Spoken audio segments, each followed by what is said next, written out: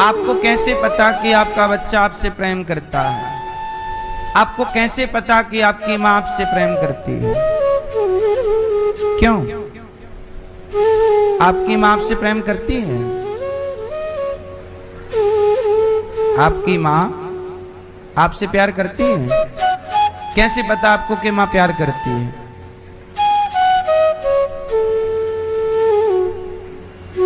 कैसे पता? मां हमारे बारे में सोचती रहती है, खाया कि नहीं, अभी तक आई नहीं मेरी बेटी, अभी तक आया नहीं मेरा बेटा, वो आएगा तब उसी के साथ खा लूंगी, अभी खाई नहीं मां। मतलब मां बेटे को खिलाकर खाएगी, बेटे को सुलाकर सोएगी। मां का ये व्यवहार बता रहा है कि मां बेटे से बहुत प्रेम करती है। ऐसे ही कई बार व्यवहार से भी प्रेम दिखाई पड़ जाता है। ऐसे ही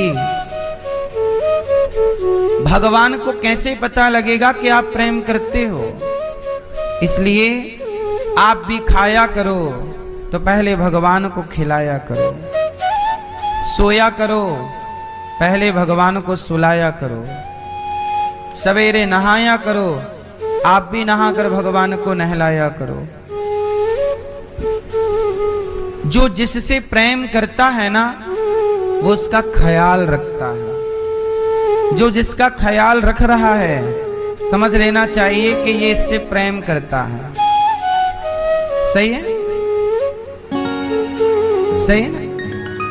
ऐसे ही आप भगवान से प्रेम करते हैं, पर आप भगवान का ख्याल तो रखते नहीं।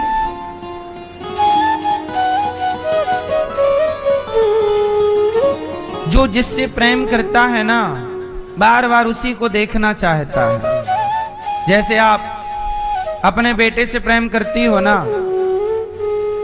बार बार आप अपने बेटे को देखती हो।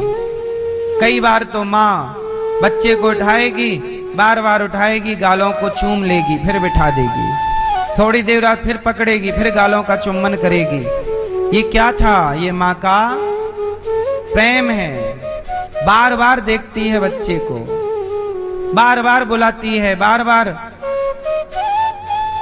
सोचिए, जब प्रेम में एक माँ पुत्र को बार बार देखना चाहती है, तो क्या भक्त के प्रेम में भक्त भगवान को बार बार ना देखना चाहेगा?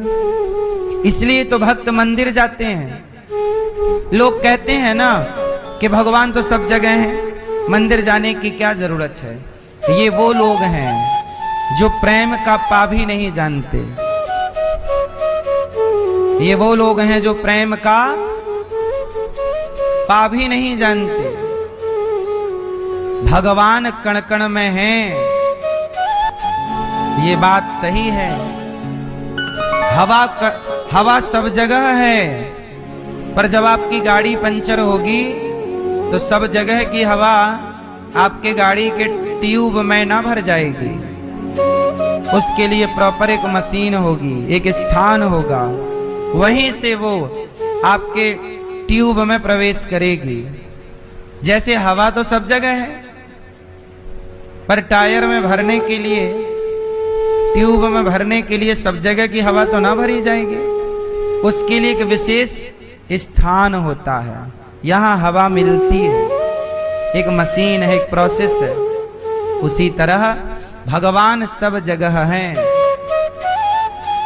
पर सब जगह के भगवान से आपका गुजारा नहीं हो सकता। जैसे सब जगह की हवा से पंचर ठीक नहीं हो सकता, ऐसे ही हमारे पूर्वजों ने एक मंदिर बनाया है, और उस मंदिर में उस परमात्मा का एक चित्र बिठाया है, एक विग्रह बिठाया कि जब तुम्हें भगवान की याद आए तो सब जगह का परमात्मा इस रूप में यहाँ बैठा हुआ है, क्योंकि सब जगह उस परमात्मा का रूप तो नहीं है। अब भगवान कण कण में तो है, पर कण कण में भगवान का रूप कहाँ है? आप किस रूप का ध्यान करोगे? भाई ध्यान के लिए एक रूप तो चाहिए। जैसे हमने कहा कि आप अपनी माँ का ध्यान करो, तो जैसे हमने कहा माँ का ध्यान करो, वैसे आप सबके ख्यालों में आपकी माँ आ गई, आई कि नहीं? आपकी माँ का चित्र आ गया कि मेरी माँ की आंखें ऐसी हैं, बाल ऐसे हैं, गाल ऐसे हैं, माँ ऐसी दिखती, आ गई ना। जबकि आपकी माँ यहाँ आपके सामने नहीं है, परंतु माँ का नाम लेते ही माँ का चित्र सामने आ गया।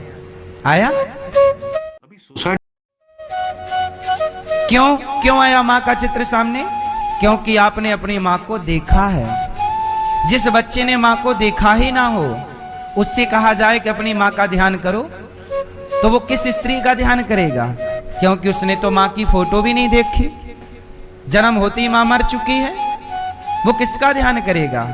बताइए, जिस बच्चे की माँ जन्म लेते ही मर चुकी है, वो किसका ध्यान करेगा? आएगी कोई ध्यान में? हाँ, जिसने उसको दूध पिलाया होगा, जिसने उसका पालन किया होगा, वो चाहे दादी हो सकती है, मासी हो सकती है, बुआ हो सकती है, उसका वो ध्यान करेगा, क्योंकि देखा ही उसको है। ऐसे ही माँ ध्यान में तब आएगी जब माँ को देखा जाएगा। ऐसे ही भगवान का ध्यान तब होगा जब भगवान को देखा जाएगा। देखा ही नहीं तो ध्यान करोगे किसका? प्रेम करोगे किससे? अच्छा एक बात बताओ, प्रेम करने के लिए भी तो कोई होना चाहिए, नहीं? आप प्रेम किससे करोगे? यदि आपकी माँ नहीं है, पिता नहीं है, तो आप माँ वाला प्रेम करोगे किससे? है ही नहीं माँ, तो प्रेम किससे करोगे? बेटा है ही नहीं, तो प्रेम किससे करोगे? ऐसे प्रेम करने के लिए बेटा तो चाहिए, प्रेम करने के लिए भगवान तो चाहिए। इसलिए वो भगवान जो कण कण वाले हैं, वही एक रूप में मंदिर में बैठे हैं कि कण कण के परमात्मा को पहचानने की अभी तेरी क्षमता नहीं है। जब तू मंदिर में बैठे भगवान को देखने लग जाएगा, तब धीरे धीरे प्रैक्टिस करना, अभ्यास करना, फिर तुझे मंदिर वाले भगवान। अब जैसे मैं एक बार जगन्नाथ जी गया और मैंने जगन्नाथ जी को जी भर के देखा, बिहारी जी गया, मैं बिहारी जी को जी भर के देखा। अब क्या हुआ कि बिहारी जी का वो छवि उनकी मेरे अंदर बस गई। अब मैं आपको भी देखूं ना, तो आप में भी मुझे बिहारी जी का चित्र दिख जाता है, उनकी छवि दिख जाती है। मैं आप में भी ना अपने जगन्नाथ जी का दर्शन कर सकता हूं, आप में भी। क्यों? क्योंकि मैंने जगन्नाथ जी को देखा है, क्योंकि मैंने बिहारी जी को, यदि मैं ना जाता जगन्नाथपुरी, ना उनसे प्रेम से दर्शन करता, तो वो छवि ना बसती, और ना बसती तो मैं आप में आपका दर्शन करता, मैं आप में भगवान का दर्शन नहीं कर सकता था। अब मैं जहां भी नजर डालूं, पत्थर पे डालूं, पेड़ पर डालूं, कुत्ते पे डालूं, बिल्ली पर डालूं, हर जगह मेरे जगन्नाथ जी मुझे दिखते हैं। क्यों? क्योंकि वो मेरे भीतर है, वही दिखते हैं। हर जगह बिहारी जी का दर्शन है। तो ये हर जगह परमात्मा को देखने की बात ये बाद में आएगी। पहले मंदिर जाके उस छवि को यहां तो बसाओ, मन मंदिर में तो बसाओ। और ये कब होगा? जब प्रेम होगा। भगवान कब बसते हैं भीतर? कब बसेंगे? कई बार आप में से बहुत लोगों ने कई बार भगवान बिहारी जी के आपने दर्शन किए, कई बार आपने जगन्नाथ जी के दर्शन किए, लेकिन आपने दर्शन किए फिर भी आपके भीतर भगवान की वो छवि ठीक से समाई नहीं, बसी नहीं। क्यों? क्योंकि आपने दर्शन तो किया, पर आपके अंदर उनके लिए प्रेम नहीं। और जब तक प्रेम नहीं होगा, तब तक वो बाहर से भीतर आते नहीं हैं। भगवान सबके भीतर थोड़ी आते हैं, उन्हीं के भीतर आएंगे जिनके भीतर क्या होगा? प्रेम। चलो एक बार फिर से ट्राई करते हैं। सब लोग अपनी अपनी माँ का ध्यान करो। कैसी दिखती है आपकी माँ? देखो जरा, आई छवि माँ की? बस आई माँ, आई ना? अब ये बताओ, आपकी माँ आपके ध्यान में आई? अच्छा, इनकी माँ आपके ध्यान में आई? इनकी माँ नहीं, इनकी माँ आपके ध्यान में आई? क्यों? जबकि माँ तो दोनों हैं, दोनों माँ हैं, पर सबको कौन दिखा? अपनी अपनी माँ दिखी। ऐसे ही जब हमने कहा कि भगवान का दर्शन करो, तो किसी ने शिव का दर्शन किया, किसी ने राम का, किसी ने कृष्ण का। जिसके भीतर जो बसा होगा वही उसका दर्शन करेगा। इसलिए कहता हूं, परमात्मा के रूप बहुत हैं, नाम बहुत हैं, किसी एक छवि को बसा लीजिए। और आपकी माँ आपको क्यों दिखी? क्योंकि आपकी माँ से आपका प्रेम है, इनकी माँ से आपका प्रेम नहीं है। आपकी माँ आपको दिखी ना ध्यान में, इनकी माँ दिखी? क्यों? क्योंकि इनकी माँ से आपको प्रेम। ऐसे ही जिससे प्रेम होता है हम उसी को भीतर बसाते हैं। या तो आप अपने शत्रु को अंदर बसाते हैं,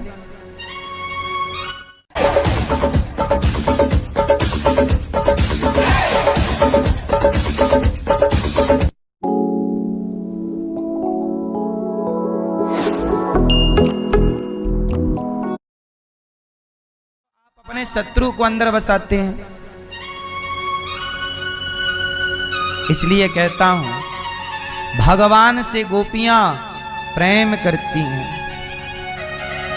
और प्रेम जहां होगा वहां तुलसी की जरूरत नहीं पड़ेगी, पुष्प की जरूरत नहीं पड़ेगी। जब आप भगवान को भोग लगाते हैं, पूजा करते हैं, तुलसी पत्ता डालते हैं, ठीक है,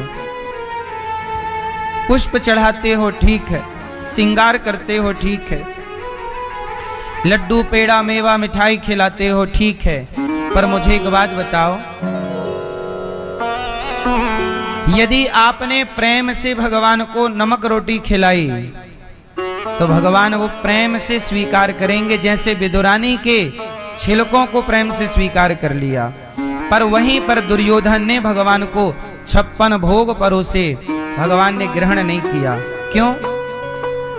क्योंकि दुर्योधन ने भोजन तो परोस दिया पर प्रेम नहीं है। और खिलाने वाले के अंदर यदि प्रेम ना हो तो 56 भोग भी नहीं खाते भगवान।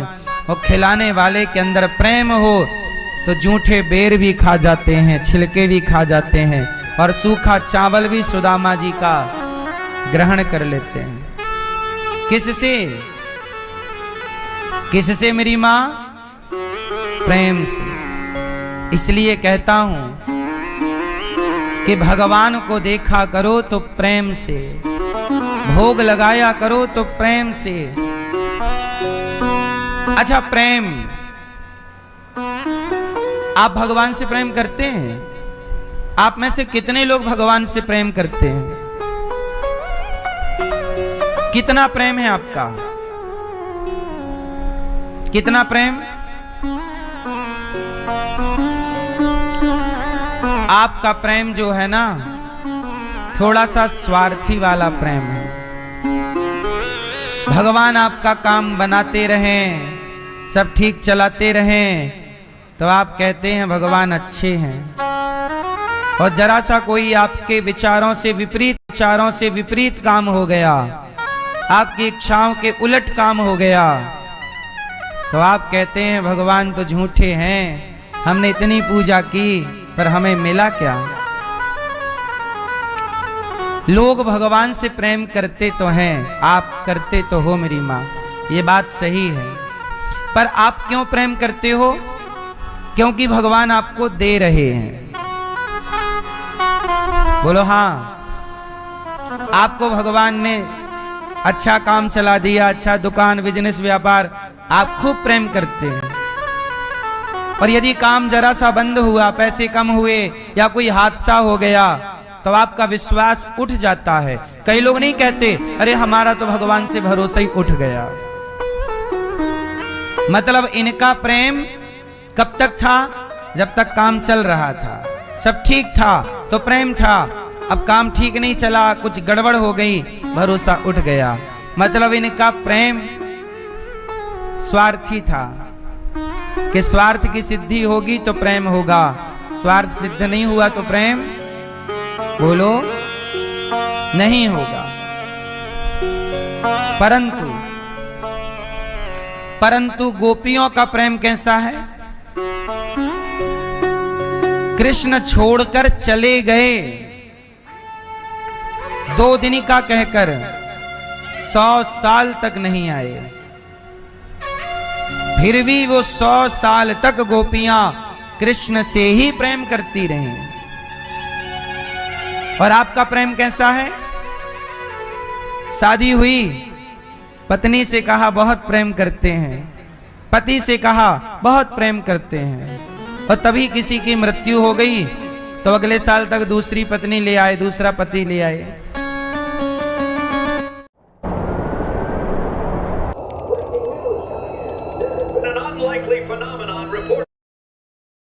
दूसरी पत्नी ले आए, दूसरा पति ले आए।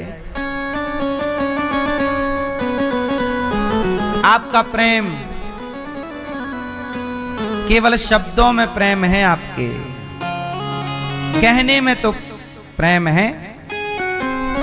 अच्छा एक बात बताओ, गोपियों ने 100 साल तक कृष्ण के लिए तड़पती रहीं, क्या जरूरत थी रोने की उनके लिए? पर जिससे प्रेम करते हैं ना मेरी मां, वो प्रेम कहते हैं, प्रेम सब लोग समझते नहीं। सुदामा जी का प्रेम देखिए, सुदामा जी गरीब हैं, खाने का रोटी नहीं है। आजकल सुदामा जैसा गरीब कोई हो जाए तो भगवान को गाली और देगा कि तुम्हारी इतनी भक्ति की, इतना माला जपा, क्या मिला? खाने को रोटी नहीं है। और लोग और ताने मारेंगे, अच्छा तू तो इतना बड़ा भक्त है, इतनी बड़ी पूजा, पर देख तेरे खाने को रोटी नहीं है, और देख हम गलत काम करते हैं, रास्ते गलत अपनाते, फिर भी देख मौत से हैं। सुदामा इतने गरीब कि आज मुझे नहीं लगता कि सुदामा जैसा कोई गरीब होगा, लेकिन सुदामा इतनी गरीबी में भी भक्ति करते हैं, प्रेम करते हैं। क्यों? प्रेम की परिभाषा ही यही है।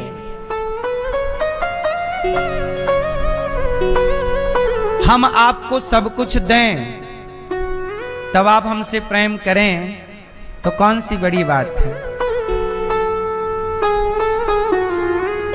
लेकिन प्रेम तो तब है ना जब हम आपको कुछ ना दें, फिर भी आपका प्रेम हमारे लिए। भगवान आपको सब कुछ दें तब आप भगवान से प्रेम करते हैं, इसमें कौन सी बड़ी बात है? प्रेम तो तब माना जाएगा जब सुदामा जैसी स्थिति भी हो जाए तो भी सुदामा ने उस परिस्थिति में भी भगवान को भुलाया नहीं, प्रेम को छोड़ा नहीं। ये प्रेम है सच्चा। तब ऐसे प्रेमी सुदामा जैसों के लिए भगवान अपना सिंहासन छोड़कर दौड़ते हैं। सुदामा सुदामा, ये प्रेम है जिस प्रेम में कोई चाह नहीं है। क्या नहीं है? इच्छा नहीं है। इसलिए मेरी मां, भगवान से प्रेम ऑप्शन वाला मत किया करो कि तुम हमें देते रहोगे तब तो प्रेम करेंगे। ये प्रेम नहीं हुआ, ये स्वार्थ है। इसलिए तो कहा,